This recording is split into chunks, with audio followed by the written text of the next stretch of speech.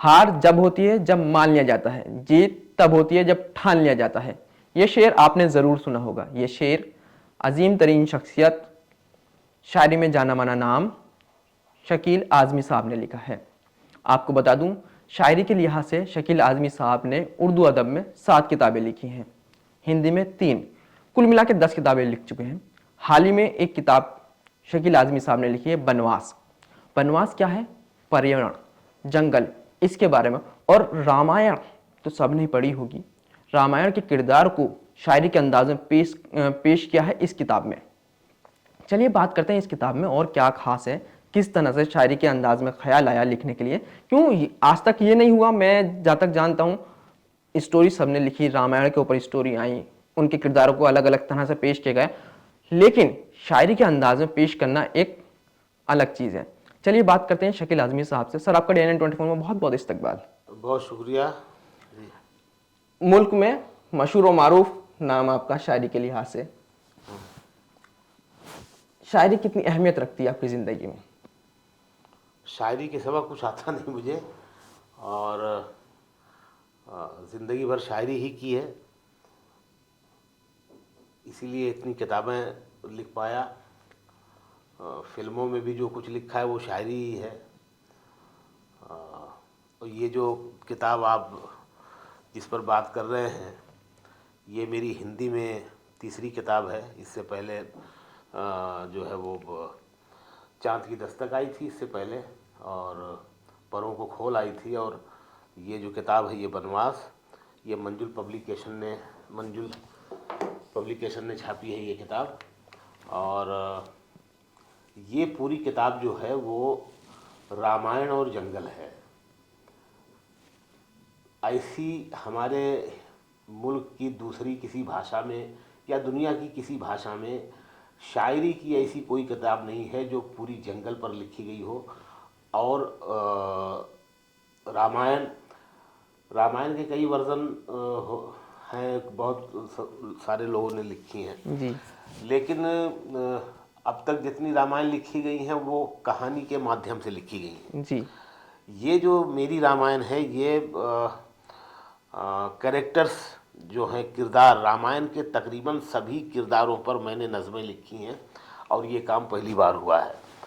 तो इसमें भगवान राम से लेके सीता जी, लक्ष्मण, रावण, जो जितनी भी बड़े कैरेक्टर हैं रामायण के, इसके अलावा जो छोटे कैरेक्टर हैं जिनको लोग नहीं जानते हैं या कम जानते हैं, उन पर भी नज़में लिखी गई हैं। जैसे त्रिजटा है, मंदोदरी है, इस तरह के कुछ कैरेक्टर्स हैं जो कम मशहूर हैं।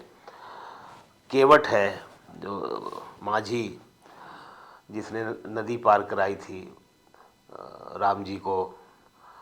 तो इन सब पर मैंने नज़में लिखी हैं, और ये किताब काफ़ी चर्चे में है, और बहुत इसको इज़्ज़त मिल रही है, बहुत सम्मान मिल रहा है। सर, मैं आपसे जानना चाहूँगा, इस पर एक शेर आपने बड़ा अच्छा लिखा और मुझे पसंद आया। मैं हूँ इंसान तो होने का पता दे जंगल, राम जैसे थे मुझे वैसा बना दे जंगल। क्या बेहतरीन शेर लिखा आपने। शुक्रिया। और आपने जिक्र किया जैसे रामायण के बारे में बताया, आप ऐसी शख्सियत हैं जो शायरी के नजरिए से देखते हैं उस चीज को, जो स्टोरी थी मगर उसको शायरी के अंदाज में पेश कर रहे हैं इस किताब में। जी। ये लॉन्च हुई है अभी हाल ही में, कितना लोगों का प्यार मिल रहा है, किस तरह आप जब क्या महसूस करके लिखते हैं, आपने जंगल को किस तरह से महसूस किया और अपने अल्फाजों में कैसे पिरोया, उसके बारे में जाना। ये आपने अभी बताया उर्दू अदब की 7 किताबें लिख चुके हैं, 3 किताबें और हिंदी में लिख चुके हैं, बट ये किताबें सबसे अलग है उन सबसे देखा जाए। तो आपने क्या महसूस किया जंगल को लेके, उसके बारे में कुछ ऐसा वाक्य हो उसके बारे में बताइए मुझे। जंगल मेरे साथ इसलिए भी है क्योंकि मेरा ताल्लुक़ गांव से है। मैं किसान का बेटा हूं। आज़मगढ़ से मेरा ताल्लुक़ है। आज़मगढ़ में एक गांव है सीधा सुल्तानपुर, वो मेरा गांव है। एक गांव और है सहरिया, जो मेरा ननिहाली गांव है। और मेरे ददियाल में, मेरे ननिहाल में दोनों जगह खेती होती थी और आज भी होती है। तो हमारा बचपन जो है खेतों में, मिट्टी में, पेड़ों में, पौधों में, फसलों में गुज़रा है। तो पेड़ों से बहुत गहरा ताल्लुक़ रहा है मेरा। जी और आप ये भी देखेंगे कि मेरे ये जो जंगल जो मैंने लिखा है, मेरे इस जंगल में मेरी इस शायरी की जो मेरी का सफ़र है इस किताब में, जो कविता की जो यात्रा है, उसमें जो पेड़ मैंने लिखे हैं, वो पेड़ जो हैं हिंदुस्तानी पेड़ हैं। और ख़ास तौर से हमारे यहाँ जो पेड़ आजमगढ़ में होते थे, जिनसे मेरा साबका पड़ा, जिनको मैंने देखा, जी जिनको मैंने महसूस किया, जिन पे चढ़ा, जिनके फल खाए, और जिनके तनों से वाकिफ़ हूँ मैं, पत्तों से, जड़ों से, शाखों से, फूलों से, फलों से वाकिफ़ हूँ। यहाँ तक कि वो जब वो उनके तने कट जाते हैं तो उसमें से जो दूध निकलता है और वो लाशा कैसे बनता है, मतलब इस इतना नज़दीक रहा हूँ मैं। तो उन्हीं पेड़ों पर मैंने ज़्यादा लिखा है, जैसे नीम है, पाकड़ है, ताड़ है, अ, आम है, इमली है, जामुन है, नीम है, बांस है, वगैरह वगैरह। कुछ जैसे देवदार है। ऐसे भी एक आध दो पेड़ हैं जो जिनका ताल्लुक जंगल से है और जो मैंने बाद में देखा, उनको समझा मैंने। तो जैसे देवदार है, वो जंगलों में होता है, हमारे यहाँ कम होता है। तो वो बाद में उसको देखा, उसको समझा। और देवदार का ताल्लुक जो है वो पार्वती से है। बिल्कुल। तो इस तरह से जो मेरे नज़दीक रहे हैं पेड़, मैंने उन पर लिखा है। और जो जंगल है, मतलब जंगल में और क्या क्या हो सकता है, जैसे इसमें एक नज़्म है, जंगल का ऑर्केस्ट्रा।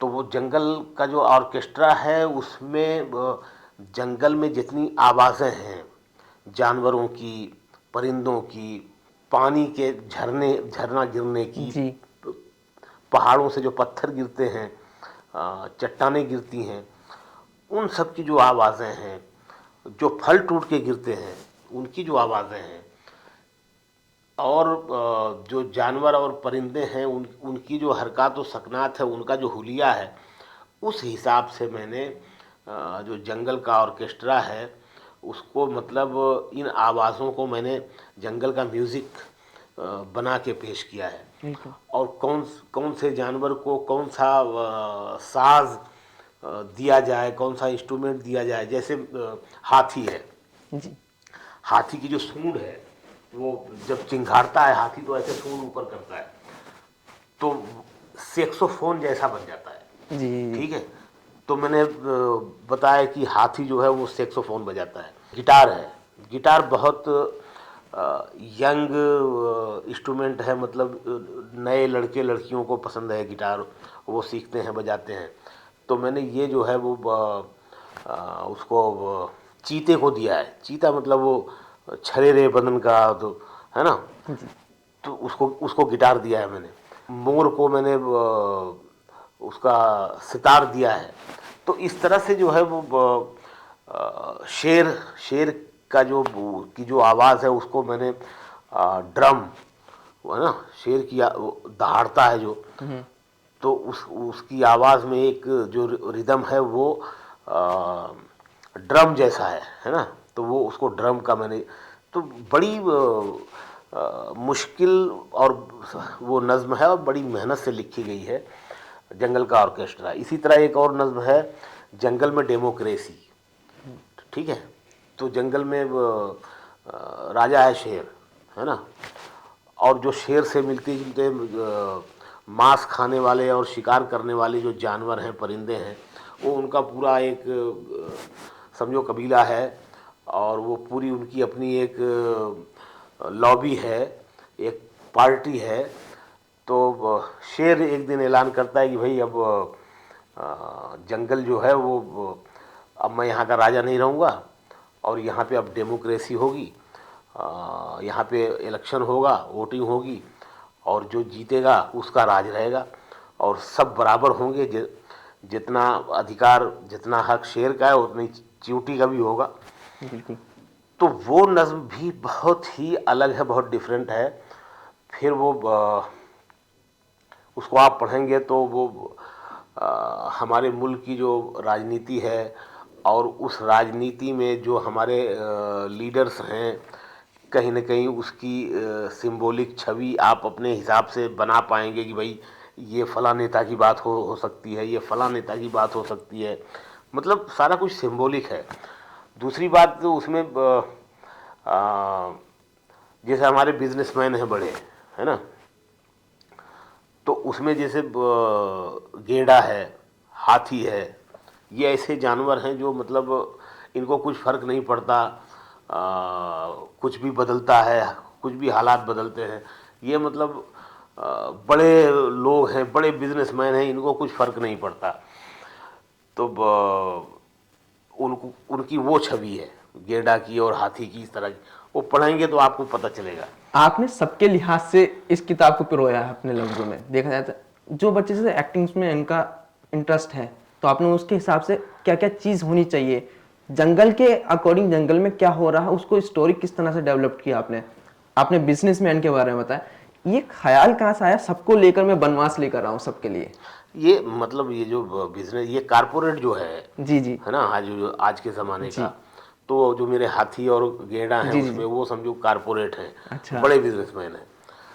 और ये मैं जंगल पर काम कर रहा था सबसे पहले। अभी आपने जो शेर पढ़े हैं जी कि मैं हूँ इंसान तो होने का पता दे जंगल, राम जैसे थे मुझे वैसा बना दे जंगल, फिर मेरे राम जैसे थे मुझे वैसा बना दे जंगल, फिर मेरे लोगों ने बनवास दिया है मुझको, फिर मुझे घर से बिछड़ने की सज़ा दे जंगल। वाह। अब के बनवास में सीता है न लक्ष्मण मेरे साथ, जितने इल्ज़ाम हैं सब मुझ पे लगा दे जंगल। मैं ही रावण भी हूँ, हनुमान की सेना भी मैं ही घायल हूँ, मुझे कोई दवा दे जंगल।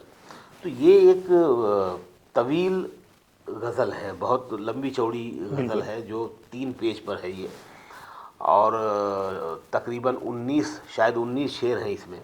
अच्छा। आमतौर से गज़ल में 5 शेर होते हैं, बिल्कुल 7 शेर होते हैं, इसमें 19 शेर हैं। वसीम बरेलवी साहब, राहत इंदौरी साहब, बिल्कुल। राहत इंदौरी साहब ने तो फ़ोन करके मुझे इस गज़ल की दाद दी, तो मुझे हौसला मिला। तो मैंने सोचा कि क्यों ना पूरा काम जंगल पे किया जाए। बिल्कुल बिल्कुल। तो ये धीरे धीरे धीरे धीरे इस तरह से ये आकार लेने लगा। फिर रामायण में एक किरदार है जिसको कम लोग जानते हैं, और रामायण का बहुत ही छोटा सा हिस्सा है। वाल्मीकि की जो रामायण है, वाल्मीकि ने भी उस कैरेक्टर का जिक्र सिर्फ 3 लाइनों में किया है, और उसका नाम है उर्मिला। उर्मिला। उर्मिला राजा जनक की बायोलॉजिकल पुत्री थी, रियल पुत्री थी। सीता जी तो खेत से मिली थी, है ना, तो राजा जनक की वो बायोलॉजिकल लॉजिकल। पुत्री थी। और उनकी शादी हुई थी लक्ष्मण से, जो भगवान राम के छोटे भाई हैं और जी जो हमेशा उनके साथ रहे। स्वयंवर से लेके वनवास का जो 14 बरस है, वो पूरा मतलब वो अपने बड़े भाई की बड़ी इज्जत करते थे वो, और उनका पूरा ख्याल रखते थे। उनकी सेवा में वो के लिए वो जंगल गए थे उनके साथ बनवास में। बिल्कुल। जबकि बनवास तो इनको जाना था, राम जी को जाना था, लेकिन वो भाई की सेवा के लिए जंगल में गए थे 14 साल के लिए। तो नई नई शादी हुई है उर्मिला की और लक्ष्मण की, और उनको अपने बड़े भाई के लिए, उनकी सेवा के लिए 14 बरस के लिए जंगल जाना है। तो आप सोचिए कि एक नई नई शादी हुई है जिस लड़की की, उसको आज पता चलता है कि मेरा पति जो है वो 14 बरस के लिए मुझसे दूर जा रहा है और वनवास के लिए जा रहा है, जंगल जा रहा है, 14 बरस तक हम मिल नहीं पाएंगे। तो उस लड़की का, उस कैरेक्टर का कितना बड़ा त्याग है, कितनी बड़ी कुर्बानी है, और कितना बड़ा उसका दर्द है, उस दर्द को बहुत कम समझा गया। रविंद्रनाथ टैगोर जो हमारे बहुत बड़े बंगला के जो शेक्सपियर कहे जाते हैं, बिल्कुल। हमारे धरोहर हैं, हमारे बहुत बड़े राइटर हैं, पेंटर हैं, म्यूजिशियन हैं, जिन्होंने देश का तराना लिखा। तो उन्होंने उर्मिला पर एक लंबा चौड़ा मजमून लिखा, आर्टिकल। उसका नाम है अपेक्षिता। अपेक्षिता। हाँ, उसमें उन्होंने शिकायत की है टैगोर साहब ने कि उर्मिला के दर्द को महसूस नहीं किया गया, समझा नहीं गया। और उन्होंने शायरों से, कवियों से संबोधित करके कहा है, उनको एड्रेस किया है कि उर्मिला पर आप लोगों को लिखना चाहिए। तो मैंने जो उर्मिला के दर्द को जो महसूस किया, और बहुत ज़्यादा महसूस किया मैंने। उर्मिला मतलब मेरी जो इस किताब में, रामायण में जो मेरी बहुत ख़ास नज़में हैं, वैसे तो सब मैंने लिखी हैं, लेकिन जो मेरे दिल के बहुत ज़्यादा करीब हैं, उन नज़मों में एक नज़म अहिल्या है, और उसका अहिल्या का किरदार है। उर्मिला की मैं बात कर रहा था, उर्मिला और अहिल्या भी। मैं अहिल्या पे आने वाला था। जी जी। तो अहिल्या भी मेरा बहुत मुझे पसंद है। वो अहिल्या भी जो नज़्म है मेरी। आज के दौर में देखा जाता है, और पहले के दौर में अगर तब्दीली बहुत नज़र आई है टेक्नोलॉजी को लेके, रामायण सबने पढ़ी है, और रामायण को किरदार को किस तरह पेश किया गया है, वो बनवास आपको किताब ज़रूर पढ़नी पड़ेगी। सारे रामायण के किरदार शायरी के अंदाज में इस किताब में मौजूद हैं, और इस किताब में पर्यावरण से रिलेटेड और बहुत सारी चीज़ें आपको देखने को मिलेंगी। ये किताब हाल ही में अभी आई है। ये लिखी है मशहूर और मारूफ शायर, राइटर जनाब शकील आज़मी साहब ने। इस किताब को लिखने में एक तवील वक्त, 5 साल का वक्त लगा। कह सकते हैं किस तरह से पिरोया गया है। एक 5 साल में 172 पेज की किताब तैयार करना आसान काम नहीं है, लेकिन इस किताब को लिखने में कितनी जद्दोजहद करनी पड़ी, किस तरह शायरी के अंदाज में लाना एक अहम किरदार अदा करता है। आपने DNN 24 से बात करने के लिए, इतना कीमती व्यक्ति, आपका बहुत बहुत शुक्रिया। जो है आपके आसपास, आपके शहर का खास, वो दिखाएगा आपको DNN 24, आपका अपना डिजिटल न्यूज नेटवर्क। तो फिर कीजिए लाइक, सब्सक्राइब और फॉलो।